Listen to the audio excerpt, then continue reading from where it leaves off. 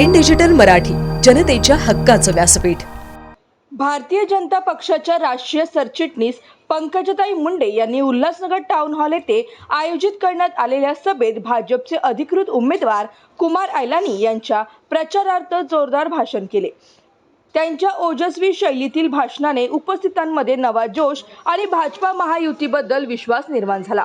महायुतीचे सर्व पदाधिकारी, कार्यकर्ते, महिला वर्ग आणि मोठ्या संख्येने नागरिक उपस्थित होते.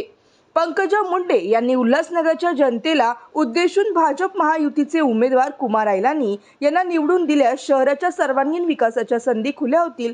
शिक्षण, आरोग्य, व्यवसाय आणि महिला सक्षमीकरणाच्या योजना थेट तुमच्यापर्यंत पोहोचवून शहराच्या प्रगतीला गती देऊ, असे स्पष्टपणे सांगितले.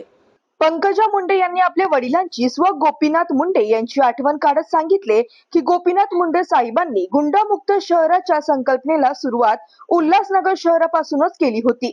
त्यावेळी कुमार आयलानी यांना भाजपा तिकीट देऊन एक नवा नेता घडवला. त्याचाच आजच्या घडीला शहराच्या विकासासाठी परिणामकारक ठरला आहे.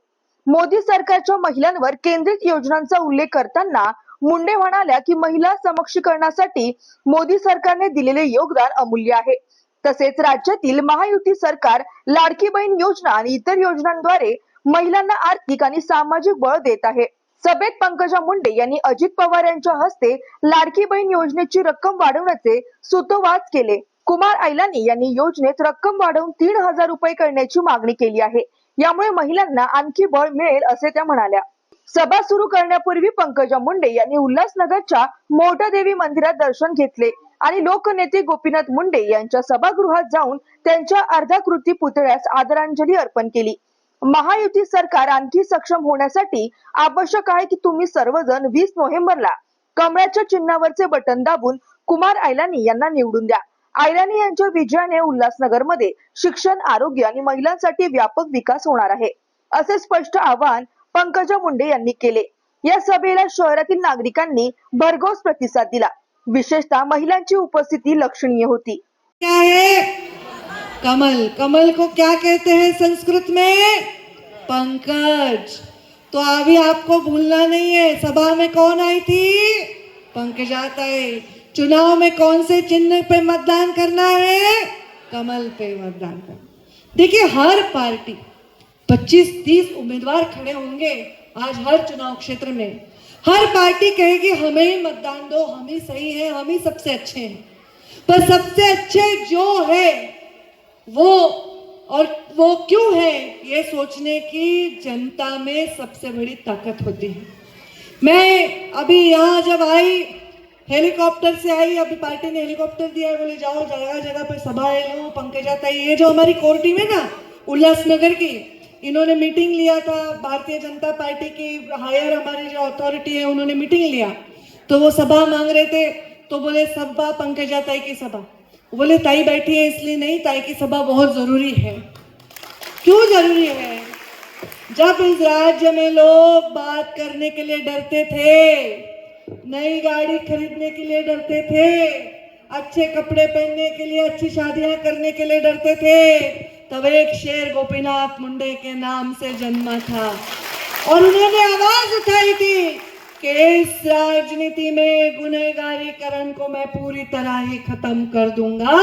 और वहां शुरुआत आपके उल्लासनगर से की.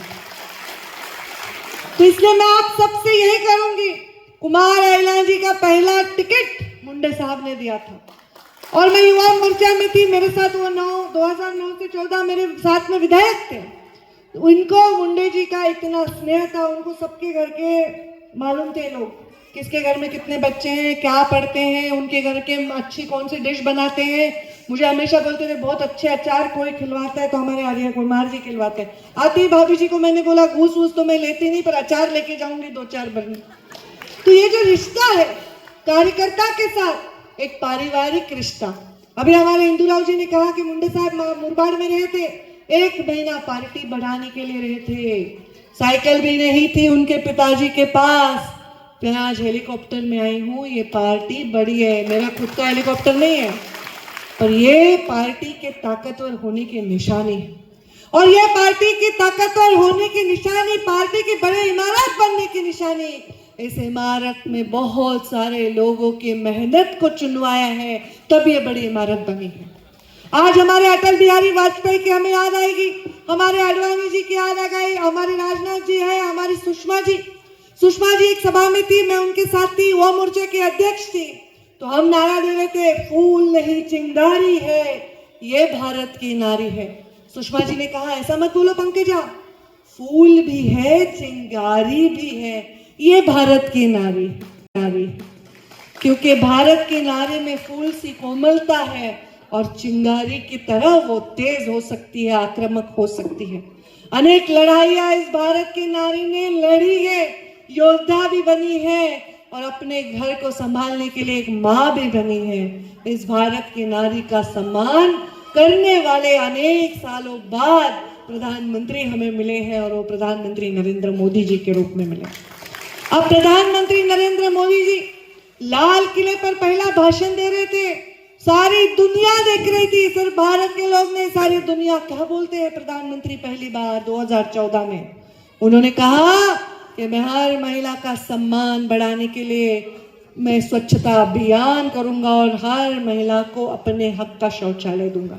याद करो, यहाँ बहुत बुजुर्ग औरतें बैठी है, क्या शौचालय शहरों में भी नहीं होते थे? 2014 के पहले लाखों शौचालय बनाकर इस जो सर पे तो पल्लू लेती थी पर अपनी इज्जत को ढाक नहीं सकती थी, इस महिला क्यों सर पे पल्लू के साथ साथ सम्मान भी दिया प्रधानमंत्री नरेंद्र मोदी जी ने दिया।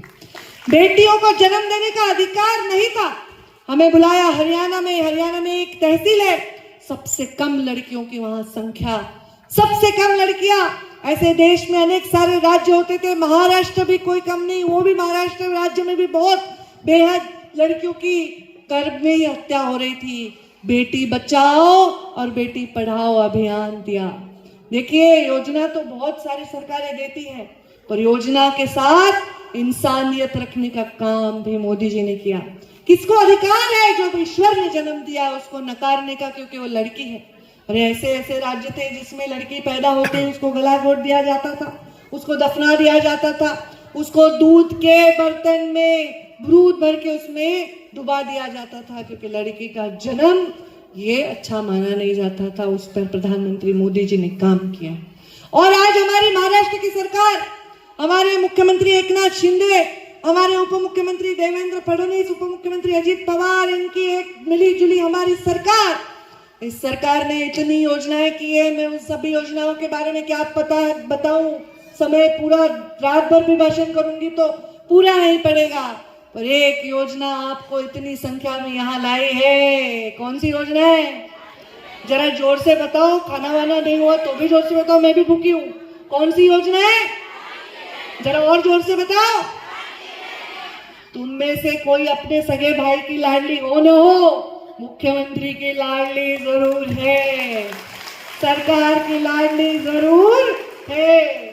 अरे महिलाओं का जीवन, चाहे वो प्रधानमंत्री बने, मुख्यमंत्री बने, बड़ी अफसर हो, अपने पैसों पर उसका अधिकार नहीं। अपने मायके में कोई बीमार हो, 100-200 रुपए की मदद